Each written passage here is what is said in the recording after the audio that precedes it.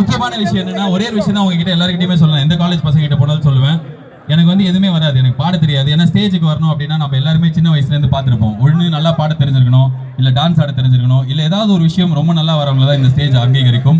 இல்லைன்னா நம்ம கீழே உட்காந்து கத்தினே இருப்போம், கை தட்டினே இருப்போம், இந்த இடத்துக்கு வரவே முடியாது. இது மாதிரி தான் நானும் நினைச்சிருந்தேன்.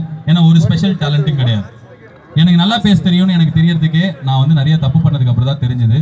இங்கிலீஷ் தெரியாது, எந்த விஷயமும் தெரியாது, பெருசாக கான்ஃபிடன்ஸ் இல்லை அப்படின்றதெல்லாம் தாண்டி என் காலேஜ் வந்து என்னெல்லாம் ஸ்டேஜ் எனக்கு கொடுத்ததோ அது எல்லாத்தையும் நான் என் லைஃப்பில் யூஸ் பண்ணிக்கிட்டேன். சரி, காலேஜ் கொடுத்த ஸ்டேஜ் என்னை வந்து ஒரு மாதிரி அடுத்ததாக வந்து ரேடியோவில் வேலைக்கு சேர வச்சது. ரேடியோவில் வேலைக்கு சேர்ந்ததுக்கு அப்புறமும் வெறும் ரேடியோவில் மட்டும் ஷோ பண்ணியிருந்தேன்னா உங்களுக்கு கிராஸ் டாக் தெரிஞ்சிருக்காது, 120 ரூபாய் ஷோ தெரிஞ்சிருக்காது, இல்லை நான் பண்ண எந்த வேலையுமே சென்னையை தாண்டி போயிருக்காது. ஒரே காரணம், நான் படிக்கிற காலத்தில் எனக்கு ஒரு 10-15 வருஷம் முன்னாடி என் காலேஜோ ஸ்கூலோ வந்து ஸ்டேஜ் போட்டு கொடுக்கணும். அப்போ ஒண்டி தான் என்னோட டேலண்ட்டை நான் வெளில கொண்டு வர முடியும். ஆனால் இன்னைக்கு உங்கள் ஜென்ரேஷனில் நீங்கள் கையில் வச்சிருக்கிற எல்லா மொபைலும் உங்களுக்கான ஸ்டேஜ்.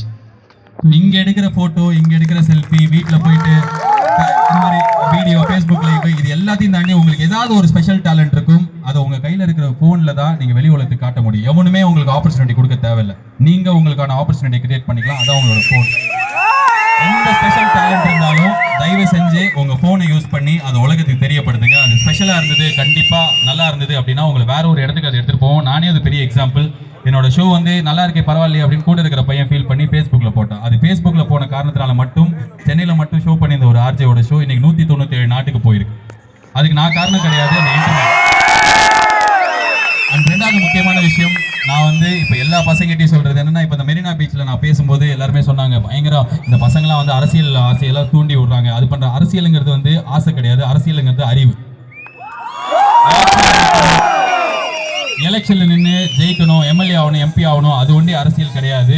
உங்க வீட்டுக்கு முன்னாடி ஒரு தப்பு நடக்குது, அது 4 பசங்களோட சேர்ந்து நீங்க தடுக்கிறீங்க. காலேஜுக்கு முன்னாடி ஒரு தப்பு நடக்குது, ஒரு மரத்தை வெட்டுறாங்க, அங்க போயிட்டு கும்பலா போய் நின்று அதை ஸ்டாப் பண்றீங்கன்னா நீங்க ஒரு அரசியல்வாதி. ஸோ தயவு செஞ்சு பி எ ரெஸ்பான்சிபிள் சிட்டிசன். ஒரே ஒரு ஸ்மால் இன்சிடென்ட், இது நிறைய பேருக்கு தெரிஞ்சிருக்கும், நானே ஒரு 2-3 இடத்துல சொல்லியிருக்கேன். நான் எப்போவுமே வந்து ரேடியோவில் வந்து இந்தியாவை மாற்றணும், பாகிஸ்தானை திருத்தணும், அதை பண்ண இது பண்ண நல்லது சொல்லினே இருப்பேன். எதுவும் பண்ணதே கிடையாது பெருசாக.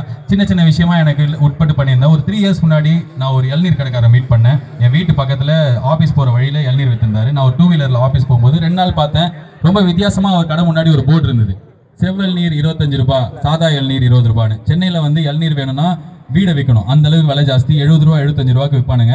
எப்படி 20 ரூபா 25 ரூபாய்க்கு விற்கிறாரு, இவருக்கு எப்படி கட்டுப்படி ஆகுதுன்னு பயங்கர டவுட். ஒரு 2 நாளைக்கு ஓல்டு ஸ்டாக்னு சொல்லிட்டு அந்த பக்கமே நிறுத்தல. 3வது நாளைக்கு வண்டியை ஸ்டாப் பண்ணி என்னதான் பண்றாருன்னு போய் பார்க்கலான்னு ஒரு இளநீர் வாங்கி கொடுத்தா ரொம்ப நல்லா இருந்தது. கேட்டேன், என்ன எப்படி உங்களால் கட்டுப்படி ஆகுது, 20 ரூபா 25 ரூபா கேட்குறீங்க, என் வீட்டு பக்கத்தில் 75 ரூபான்னு.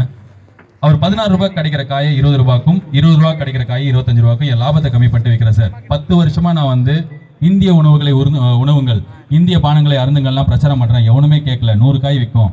இன்னைக்கு நான் லாபத்தை கம்மி பண்ணேன், 600 காய் விற்குது. 600 பேர் வந்து இன்னைக்கு இந்திய பானத்தை அருந்துறாங்க அப்படின்றதுக்கு நான் ஒரு சின்ன விஷயம் பண்ணேன் சார் அப்படின்னாரு. எனக்கு அவ்வளோதான், அதோட முடிஞ்சு போச்சு. ஒரு இளநீர்காரர் இதை பண்ணிட்டாருன்னு ரேடியோவில் போய் சொல்லிட்டேன். 3 மாசத்துல சென்னையில் இருக்கிற நிறைய பகுதிகளில் கிட்டத்தட்ட 40% 50% கடைகள் வந்து 20 ரூபாய் 25 ரூபாய்க்கு இளநீர் விற்க ஆரம்பிச்சாங்க.